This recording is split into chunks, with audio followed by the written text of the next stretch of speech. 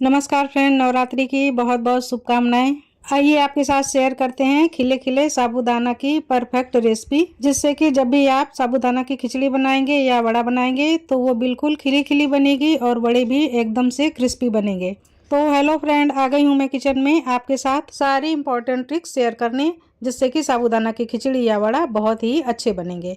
तो ये देखिए, मैंने 1 कटोरी भर के साबूदाना ले लिया है। इस तरह से बराबर बराबर कर लीजिए और जो एक्स्ट्रा है उसको हटा दीजिए। तो जितना भी आपको साबूदाना भिगोना है एक बर्तन में, उसको इस तरह से माप लीजिए। तो अब हम क्या करते हैं, एक बड़े बर्तन में सारे साबूदाना को डाल लेते हैं। अब हम इसको 2 पानी से हिला हिला कर धो लेते हैं। एक्स्ट्रा गंदगी होगी साबूदाना की, वो निकल जाएगी। तो ये साबूदाना बिल्कुल साफ़ है, 2 पानी में बहुत अच्छे साफ़ हो जाएंगे। इनमें ज़्यादा गंदगी भी नहीं है। तो इनको रगड़ रगड़ कर मत धोइए, बस हाथों से हल्के से हिलाकर ही धोइए, नहीं तो ये फटने लग जाते हैं। तो ये देखिए, मैंने एक पानी निकाल लिया है। अब मैं दूसरा पानी डालती हूँ और इसको भी इसी तरह से हाथों से हिलाऊंगी, हाथों से रगड़ूंगी नहीं। इस तरह से आप भी हिला लीजिए और पानी को निकाल लीजिए। तो अब पहली ट्रिक ये है कि आप सारा पानी धोने के बाद निकाल लीजिए, बिल्कुल भी बर्तन में पानी मत छोड़िए।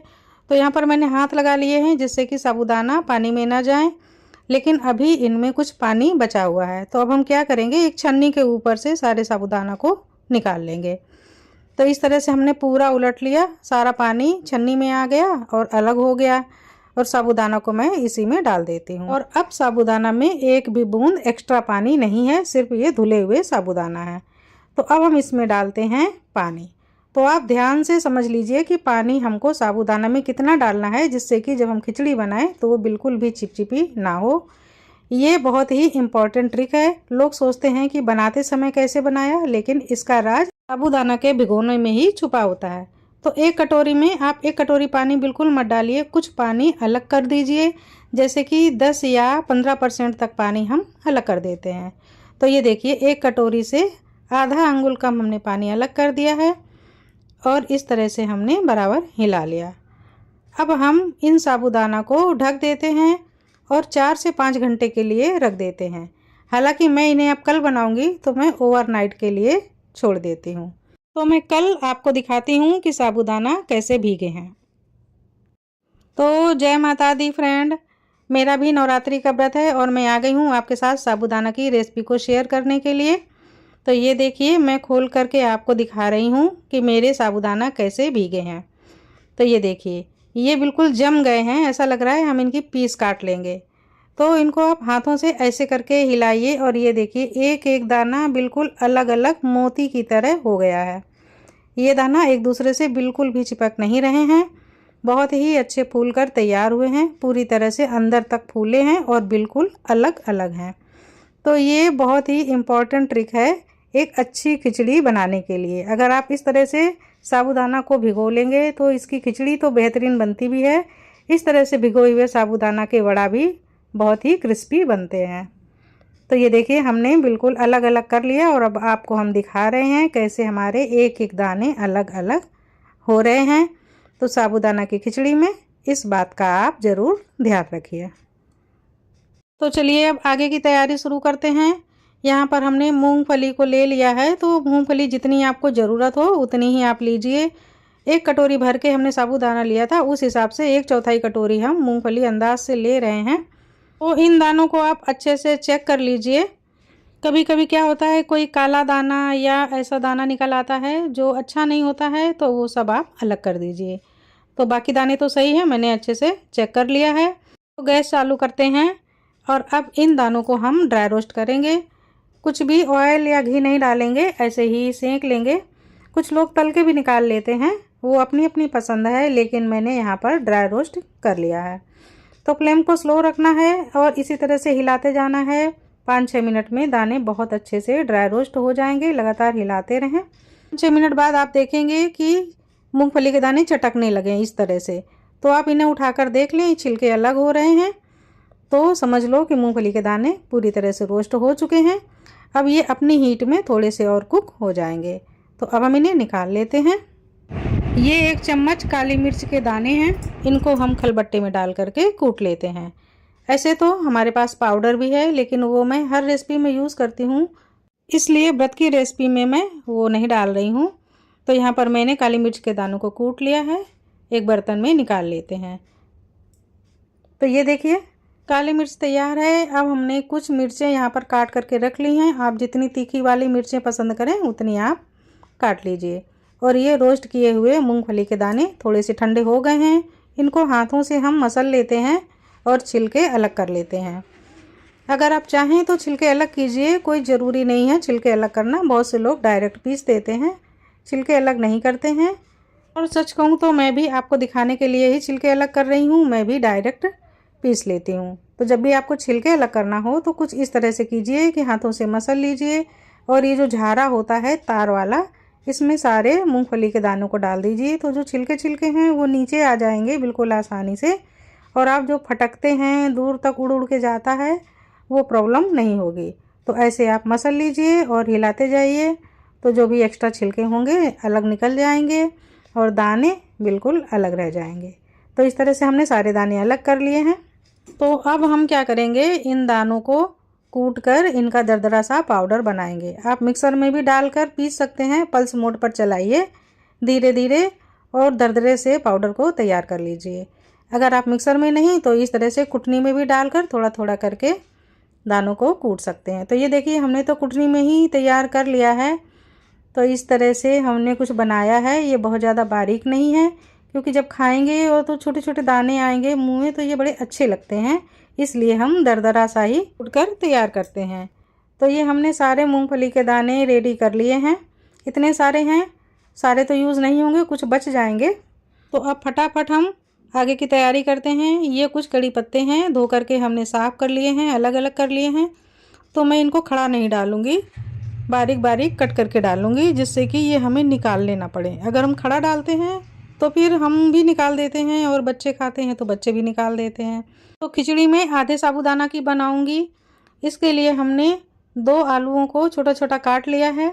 ये उबले हुए आलू हैं, इनको हमने सुबह ही उबाला था। ये खिचड़ी की सारी तैयारी हो गई है, अब हम बनाना शुरू करते हैं। तो यहाँ पर हमने कढ़ाई में डाला है देसी घी। तो व्रत में आप अगर देसी घी खाते हैं तो देसी घी डालिए, रेसिपी बहुत अच्छी बनती है।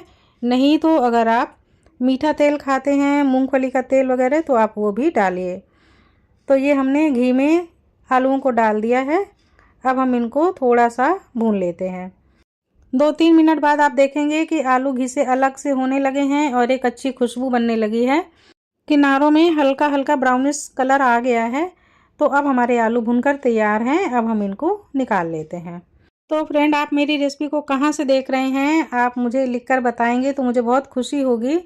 तो ये आलू हमारे बिल्कुल रेडी हो गए हैं, इनको हम अलग रख लेते हैं। अब ये जो नीचे घी बच गया है इसी में हम डाल देते हैं 1 छोटा चम्मच जीरा, और ये जो हमने करी पत्ते बारीक बारीक काटे हुए थे इनको भी डाल देते हैं और मिर्चों को भी डाल देते हैं। तो ये मिर्चें हमने बहुत ज़्यादा तीखी वाली नहीं ली हैं, और मैं बहुत कम साबूदाना की खिचड़ी बना रही हूँ तो मैं कम घी में बना रही हूँ। तो ये जो घी है ये बह के किनारे आ गया है, तो इस साइड में करके हम मसालों को थोड़ा सा भून लेते हैं।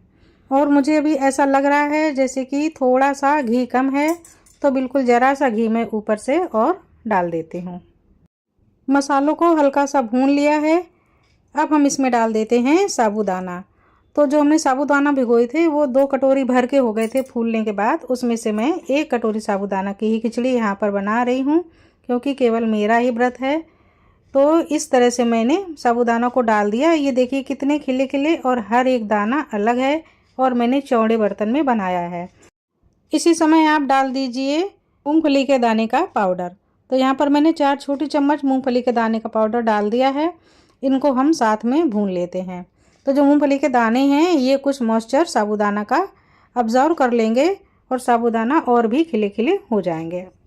और जैसे ही खिले खिले दाने हो जाएं वैसे ही हम डाल देंगे जो हमने आलूओं को फ्राई करके निकाल लिया था, इनको हम डाल देते हैं। तो ये देखिए दाने बिल्कुल खिले खिले हो गए हैं। अब हम यहाँ पर आलू भी मिला देते हैं। अब हम पूरी खिचड़ी को बहुत अच्छे से उलटकर पलटकर अच्छे से भूनेंगे जब तक कि साबूदाना बिल्कुल ट्रांसपेरेंट नहीं हो जाएंगे। तो इस तरह से साबूदाना चिपकेंगे भी नहीं और खिचड़ी हमारी बहुत ही अच्छी खिली खिली बनेगी अगर आप सारी ट्रिक फॉलो करेंगे। इसलिए हमेशा खिचड़ी को चौड़े बर्तन में बनाना ज़रूरी होता है। और ये है सेंधा नमक, इसको व्रत में मैं खाती हूँ। बहुत से लोग इसी नमक को खाते हैं, या आप जो भी नमक खाएं वो आप इस समय डाल दीजिए। नमक को पहले से नहीं डालना है, लास्ट में डालिए जब साबूदाना अच्छे से भुन जाए। और अब हम डाल रहे हैं इसमें कुटा हुआ काली मिर्च का पाउडर। तो ये भी आप अपनी पसंद के अनुसार डालिए, जितना आप खाते हैं उस हिसाब से डाल दीजिए। अच्छे से सब चीज़ों को मिला दीजिए। अब ऊपर से निचोड़ दीजिए नींबू का रस, और एक बार फिर से उलटते हुए पलटते हुए हमें चला लेना है, जिससे कि नमक, मिर्च, नींबू सब अच्छे से एक दूसरे में कोट हो जाए। फ्रेंड, कुछ लोग साबूदाना की खिचड़ी में चीनी भी डालते हैं। अक्सर गुजरात में चीनी भी डाली जाती है। तो अगर आप चीनी डाल रहे हैं तो एक छोटा चम्मच चीनी आप इसमें इसी समय मिला दीजिए, तो ये थोड़ी सी खट्टी मीठी खिचड़ी बनेगी। लेकिन हमारे यहाँ चीनी कम पसंद की जाती है, इसके लिए मैं चीनी नहीं डाल रही हूँ। साबूदाना की खिली खिली खिचड़ी बनकर तैयार हो गई है। आप इसी समय धनिया डालना चाहें तो डाल दीजिए। मैं अभी नहीं डाल रही हूँ क्योंकि मेरा बेटा धनिया नहीं खाएगा, तो उसके लिए मैं थोड़ी सी खिचड़ी अलग कर लूँगी, उसके बाद मैं धनिया मिलाऊँगी। फ्रेंड, ये सिंपल सी खिचड़ी की रेसिपी आपको कैसी लगी ज़रूर बताइएगा। अभी मैं प्लेटिंग करके आपको दिखाती हूँ। तो ये देखिए क्या एक एक दाना अलग अलग है। इसके लिए मैंने आपके साथ में पूरी रेसिपी डिटेल से बताई है। आप ये मत कहना कि तुमने तो बोर कर दिया है। लेकिन अगर मुझे ऐसा लगता है कि मैं सारी बातें नहीं बताऊंगी तो पता नहीं कुछ गड़बड़ ना हो जाए, तो ये हमारा मानना है। तो फ्रेंड, आइए आप भी खिचड़ी का आनंद लीजिए। नवरात्रि की आपको बहुत बहुत शुभकामनाएं। और इसी तरह की खिली खिली खिचड़ी आप भी अपने घर में बनाइए, अपने मेहमानों को, परिवार को खिलाइए। और अगर आपको मेरी रेसिपी पसंद आए तो लाइक, कमेंट और शेयर ज़रूर कीजिए। मिलती हूँ अगली रेसिपी के साथ, तब तक के लिए नमस्कार। जय माता दी।